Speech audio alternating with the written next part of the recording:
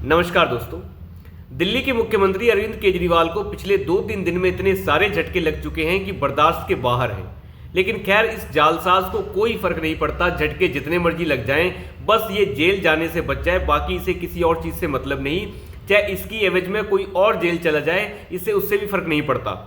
मनीष सिसोदिया की बेल आपको पता है सुप्रीम कोर्ट से रिजेक्ट हो गई थी, क्योंकि सुप्रीम कोर्ट के अंदर मनीष सिसोदिया अपनी बेल पिटीशन लेके गए थे, उसके बाद रिव्यू पिटीशन लेके गए, उसके बाद क्यूरेटिव पिटीशन लेके चले गए। हालांकि इतनी सारी रिव्यू पिटीशंस और क्यूरेटिव पिटीशंस कभी भी बेल पिया के लिए कभी नहीं लगाई जाती, लेकिन मनीष सिसोदिया ने वो सब किया और सुप्रीम कोर्ट ने यह साफ कर दिया कि हम आपको बेल नहीं दे सकते।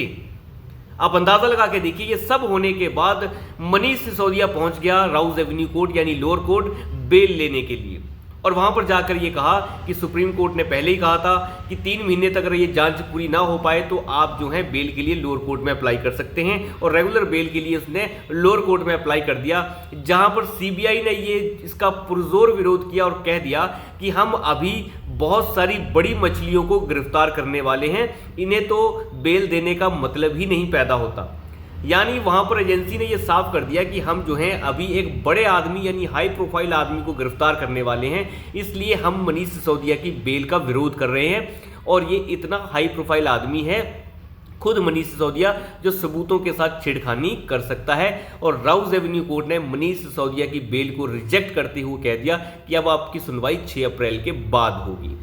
अब अंदाजा लगा के देखिए किस तरीके की हरकतें जो हैं पूरी की पूरी या आम आदमी पार्टी की जितनी भी जत्थेदार हैं वो कर रहे हैं। एक साल से जेल के अंदर बंद हैं, और अभी 2-3 दिन पहले ही सत्येंद्र जैन जो स्वास्थ्य मंत्री है दिल्ली सरकार का था, यानी कुछ दिन पहले तो स्वास्थ्य मंत्री ही था वो, जो पहले कई साल से जेल के अंदर है, 1.5-2 साल हो चुके हैं जेल के अंदर उसे, और स्वास्थ्य कारणों के कारण वो जो है जेल के बाहर आ चुके थे और 6 महीने से मौज ले रहा था। बार बार जो है वो अपनी बेल को एक्सटेंड करवा लेता था और कह देता था मैं बीमार हूँ, अभी मेरा स्वास्थ्य खराब है, मेरी याददाश्त चली गई है। तो परसों सुप्रीम कोर्ट की 2 जजों की बेंच ने, जिसमें एम बेला त्रिवेदी भी थी, उन्होंने साफ कर दिया कि इस आदमी को फौरन गिरफ्तार किया जाए और जेल के अंदर डाला जाए। तो उसे जो है जेल के अंदर डाल दिया गया है। तो ये है आम आदमी पार्टी का हाल। के कविता, जिसे 2-3 दिन पहले गिरफ्तार किया गया था, उसे जो है 7 दिनों की रिमांड पर भेज दिया है राउज एवेन्यू कोर्ट ने, और उनके वकील जो है एकदम से पहुंच गए सुप्रीम कोर्ट, और वहां पर जाकर उन्होंने कोशिश की कि वो वहां पर जाके जो है कुछ कमाल कर लेंगे। लेकिन जैसे ही उन्होंने देखा कि सुप्रीम कोर्ट जो है मनीष सिसोदिया के छक्के छुड़ा चुका है, सत्येंद्र जैन के छक्के छूट चुके हैं, तो एक काम करते हैं, अपनी पिटीशन ही वापस ले लेते हैं। तो उन्होंने के कविता के वकीलों ने सुप्रीम कोर्ट से अपनी पिटीशन वापस ले ली। तो इस तरीके की हरकतें जो हैं वो सुप्रीम कोर्ट और दूसरे कोर्ट्स में आम आदमी पार्टी कर रही है।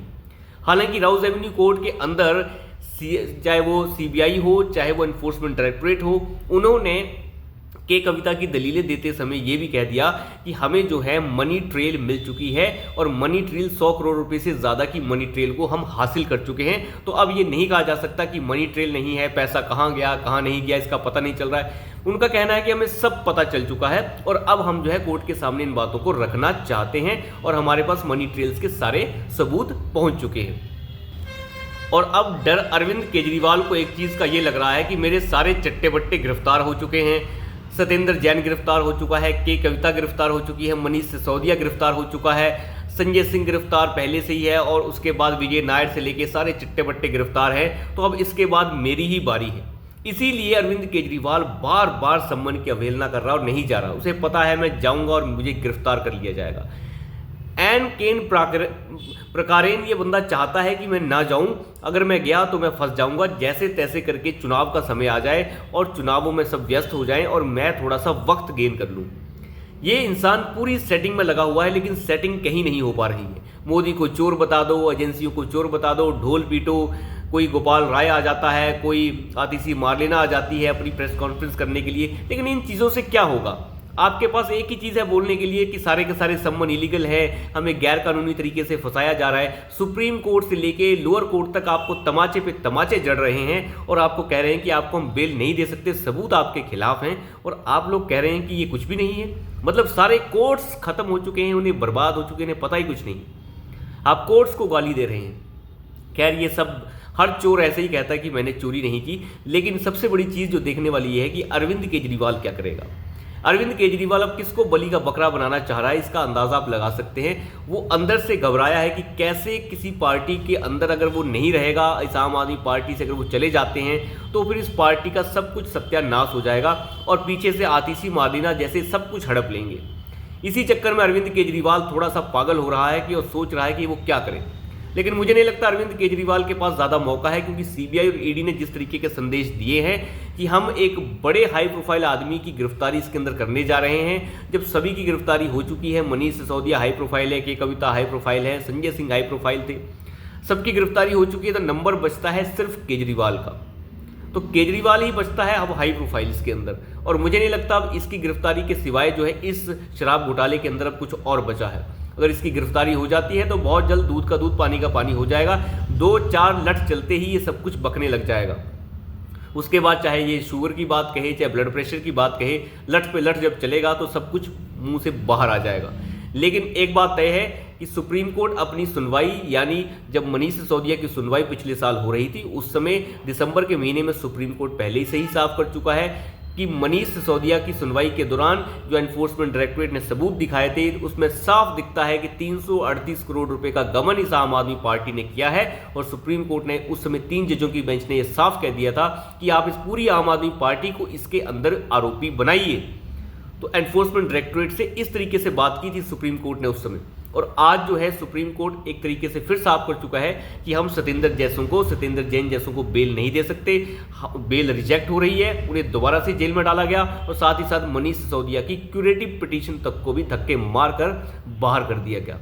यानी सबूत ही सबूत है। और ये लोग कहते हैं कि इसमें कुछ हुआ नहीं है, इसमें ये नहीं है, इसमें वो नहीं है, हम ईमानदार हैं, मतलब खुद ही जज बन जाते हैं, खुद ही फैसले सुनाने लग जाता है ये जालसाज केजरीवाल। क्योंकि मुझे नहीं लगता कि भारत की राजनीति में आज तक कोई इतना जालसाज पैदा हुआ होगा जितना बड़ा जालसाज ये है।